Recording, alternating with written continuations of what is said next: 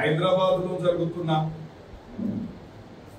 అక్రమ కట్టడాలను అనుకోండి, కబ్జాదారులను అనుకోండి, చెరువులను అన్యాక్రాంతం చేసిన అనుకోండి, ఫీడర్ ఛానల్ అనుకోండి, ఇవన్నిటిని కూడా రక్షిస్తున్న హైడ్రా స్వతంత్ర ప్రత్యర్థి కలిగిన డిపార్ట్మెంటు రంగనాథ్ ఆధ్వర్యంలో చాలా చక్కగా జరుగుతూ ఉంది. తెలంగాణ ప్రజలందరూ కూడా హర్షిస్తూ ఉన్నారు. హైదరాబాద్ లో నివసించి ప్రజలందరూ కూడా హర్షిస్తూ ఉన్నారు.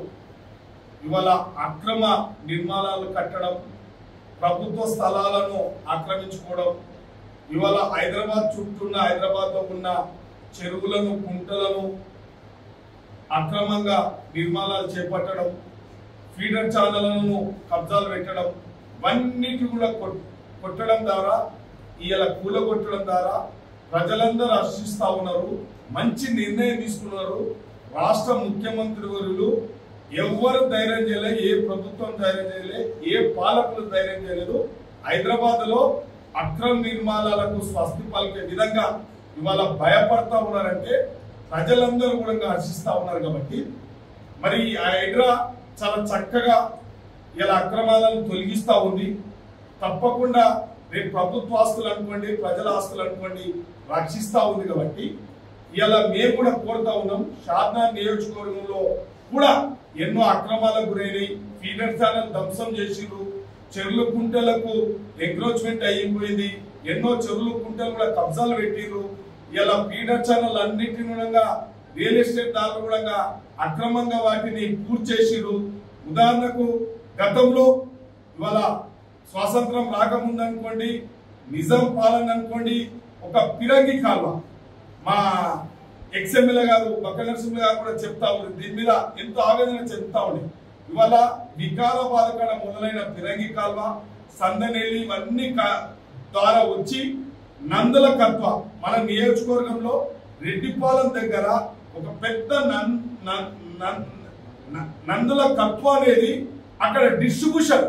ఉదాహరణకు తాగనీరు ఆ రోజు నైజాం అనుకోండి, పురాతన కాలంలో నియోజకవర్గ షాద్నగర్ కానీ, రాజేంద్ర కానీ, ఇబ్రాహింపట్నం కానీ, పాల్మాకుల కానీ ఇవన్నిటికి డిస్ట్రిబ్యూషన్ ఉంది.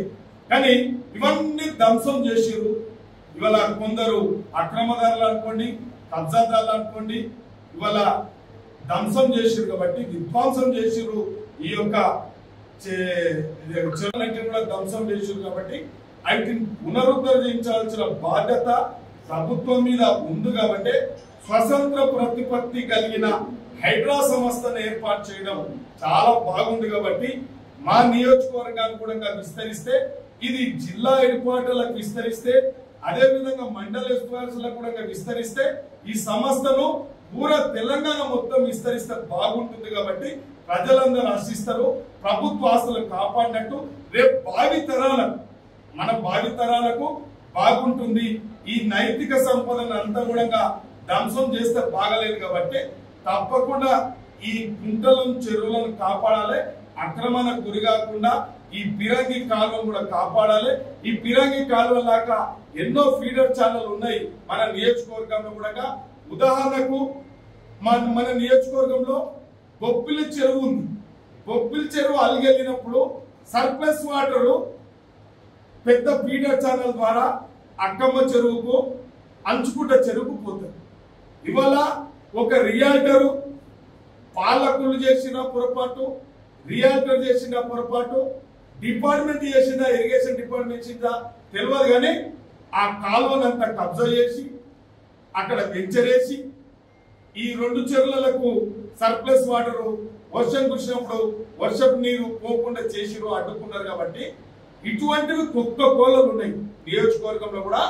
నేను వాస్తవానికి ఇవాళ ఏం మాట్లాడుతూ ఉన్నా అంటే, రేపు భవిష్యత్తుకు మంచిగా ఉండాలి. కాబట్టి నీళ్లు లేకపోతే, చెరువులను రక్షించకపోతే, పాఠకాలను రక్షించకపోతే ఇలా ప్రమాదం ఉంది భావితరాలకు భవిష్యత్తు. కాబట్టి తప్పకుండా ఈ యొక్క హైడ్రాను తప్పకుండా నియోజకవర్గాలకు కూడా, మా నియోజకవర్గాన్ని కూడా విస్తరించాలని చెప్పి రాష్ట్ర ముఖ్యమంత్రి వర్యులకు విజ్ఞప్తి చేస్తున్నా, ప్రభుత్వానికి విజ్ఞప్తి చేస్తున్నా.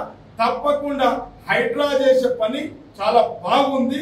ప్రజలందరూ హర్షిస్తా ఉన్నారు కాబట్టి మాకు కూడా ఆ కార్యక్రమాన్ని ఇక్కడికి విస్తరింపజేస్తే మంచి జరుగుతుంది, ప్రజలు సంతోషపడతారని కోరుకుంటున్నాను. అసలైన తొలి వెలుగు. ఫాలో వాట్సాప్ @తొలి వెలుగు official.